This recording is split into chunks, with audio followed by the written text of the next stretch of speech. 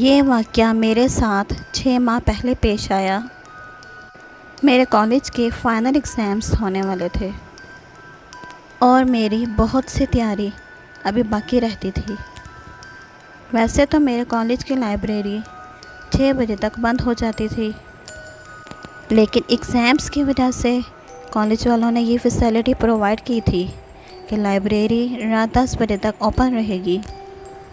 घर में स्टडी करने के बजाय मैं यही प्रेफर करती थी कि लाइब्रेरी जाकर पुरसकून माहौल में तैयारी कर सकूं।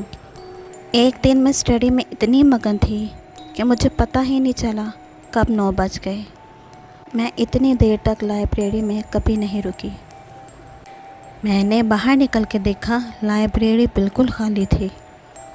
अचानक से मुझे लाइब्रेरी के बाहर अजीब तरह की चलने की आवाज़ सुनाई दी। मैं तेज़ तेज़ से चलने लगी। मैं कॉरिडोर से गुज़रकर मेन गेट की तरफ तेज़ी से बढ़ रही थी। मुझे कॉरिडोर के एंड पर एक औरत खड़ी नज़र आई। न जाने वो कौन थी, लेकिन मैं जैसे जैसे उसके करीब जा रही थी, मुझे एक अजीब सी डिस्कम्फर्ट फीलिंग हो रही थी। मैंने घबराते हुए पूछा, कौन है वहाँ? मेरे ऐसा कहते ही वो गायब हो गई। मैं तेज़ तेज़ कदमों से कॉलेज के गेट से बाहर निकली। जब बाहर निकली तो मेन रोड बिल्कुल खाली थी, जो कि मुझे बहुत अजीब लगी। ये मेन रोड तो हर वक्त बिज़ी रहती थी। खैर, मैं सर झुकाए चलती जा रही थी। अचानक मुझे किसी का साया नज़र आया, जबकि मेरे इर्द गिर्द कोई नहीं था।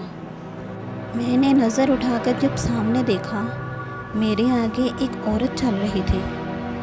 वो इतना आस्ता चल रही थी, मैं कुछ ही देर में उसके पास पहुंच जाती। मेरी गट फीलिंग्स मुझे बार बार यही कह रही थी, मुझे इसके करीब नहीं जाना और ना ही मुझे उसे क्रॉस करना है। अचानक वो औरत पीछे मुड़ी और मेरी तरफ बढ़ने लगी।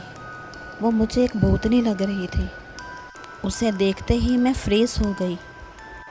वो मेरे पास आई और बोली, मेरा बेटा कहाँ है?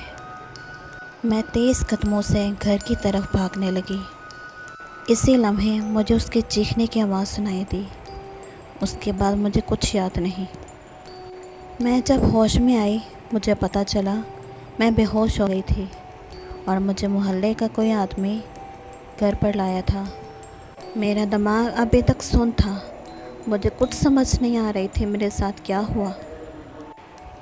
1990 में आयशा नामी एक औरत अपने बेटे असद के साथ एक अपार्टमेंट में रहती थी।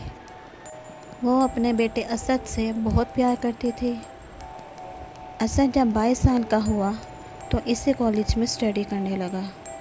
एक दिन अचानक असद कॉलेज की छत से नीचे गिर गया और एक हादसाती तौर पर असद की डेथ हो गई। आयशा अपने बेटे की मौत का सदमा बर्दाश्त न कर सकी और उसकी भी डेथ हो गई। उस वाक़े के बाद आयशा इस कॉलेज के इर्द गिर्द अपने बेटे को ढूंढती हुई नज़र आती है। उसकी बेचैन रूह अपने बेटे को मिलने के लिए अभी तक यहीं भटक रही है।